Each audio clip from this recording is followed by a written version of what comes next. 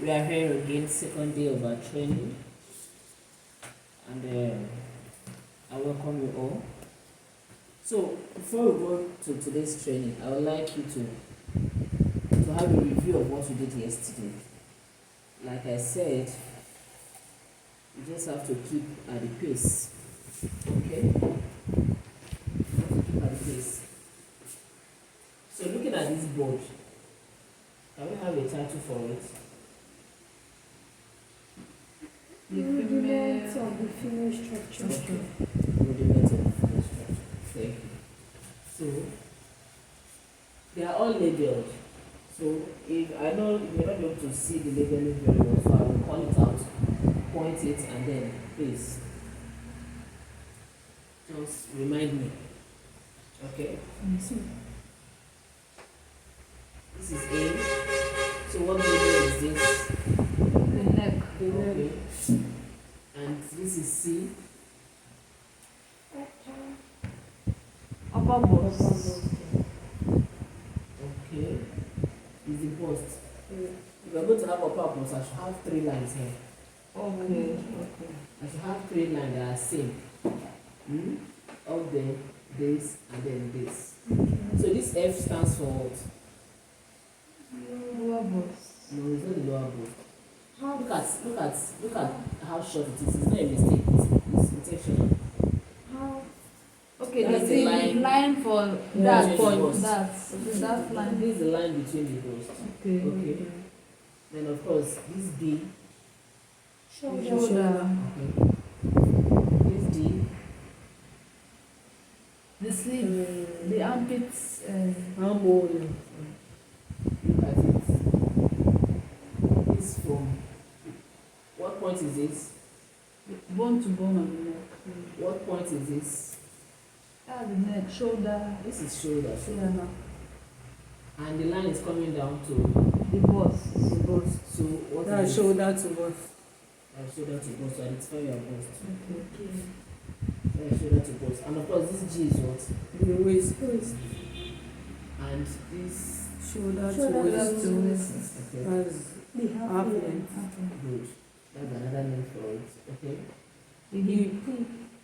Okay. So what is this measurement from waist to the hip? Average 8 inches. Okay.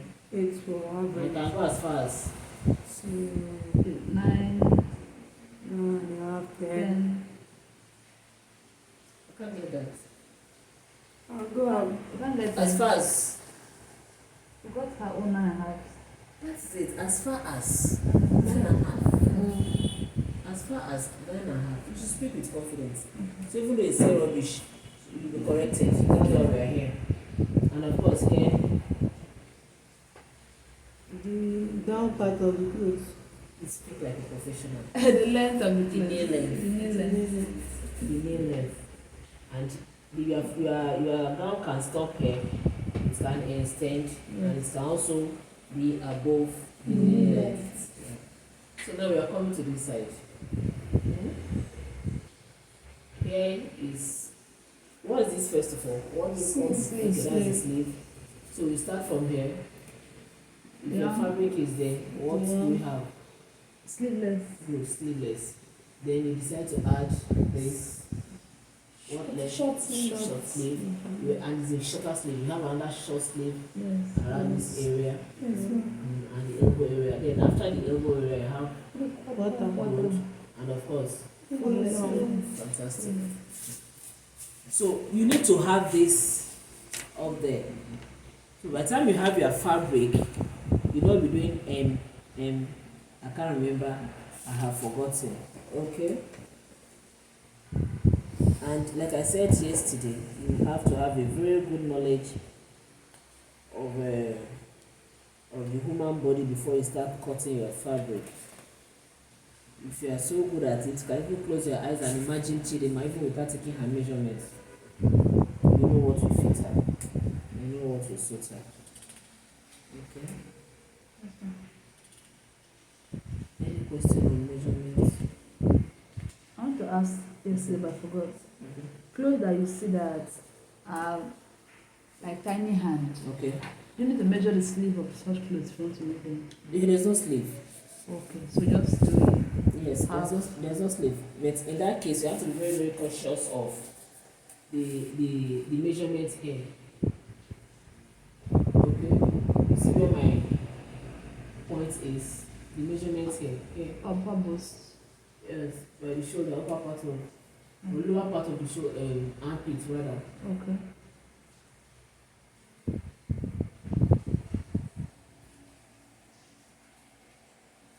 That's what it says.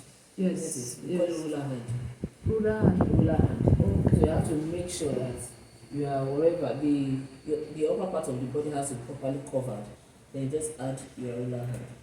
You have your measurements, you don't have any much business With up there sleeve with sleeve and at all. shoulder. You don't have any business. You have your shoulder, so that's this is the shoulder already. You have the patient the customer's shoulder. Then your measurement from here to here has to be you have to be very, very careful with it. But the most important in this design is here. This angle. So that it will not end up this way and showing all the what's it called? But it depends on the clients anyway. If they don't mind exposing all their clips. Okay? Does it make sense? Yes, ma'am.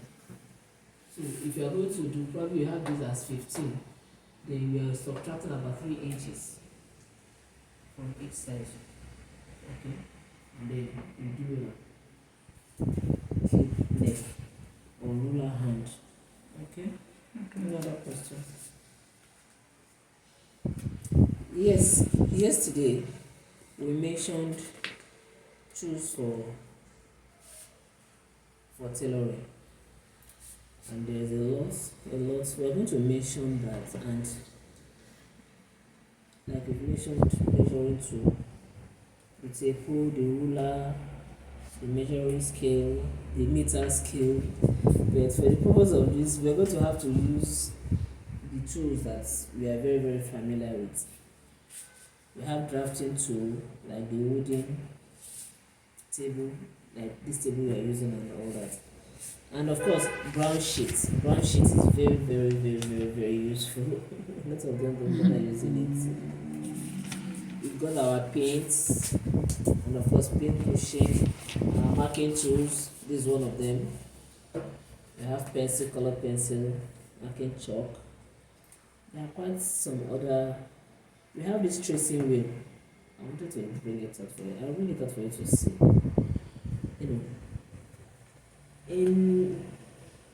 Of course, we have scissors, different types of scissors, embroidery scissors, and shear scissors. You see the pictures here. Okay.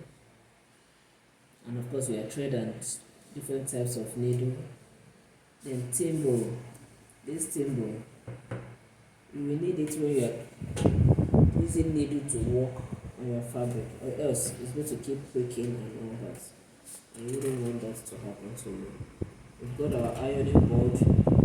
In most cases, we use the same table for ironing, the same table for cutting. But your ironing board must be padded. It must be padded, or else when you are ironing, it's going to give you problem. Okay? It's going to give you problem. So it's just a matter of having having all these things on ground. Like I said, you can use anything and everything. But it depends on your environment. The next one is going into stitches. Is there any question on this before I move to the next one? Are you sure? Yes, Are you very sure? ma'am. Okay. So we move to the next. Move to the next. Okay. Where did you? What's that? Material. Okay. Well, hold on with the material first. What's the? So we are moving straight to basic stitches. Basic stitches. There are stitches that are necessary for beginners before starting to sew on the original garment. And that is where the board comes in. Okay, that's where the board comes in. So you practice these stitches getting used to them. So for each stitch that you make, for each design, you're going to stick it to this board. For buttonhole, this is fabric. You can use fabric. You can use thread and needle. You can use what's it called, sellotape. You can use glue. They're all, the items are friendly. Okay. So we're talking about stitches. There are different types of stitches. We have constructive stitches. We have decorative stitches.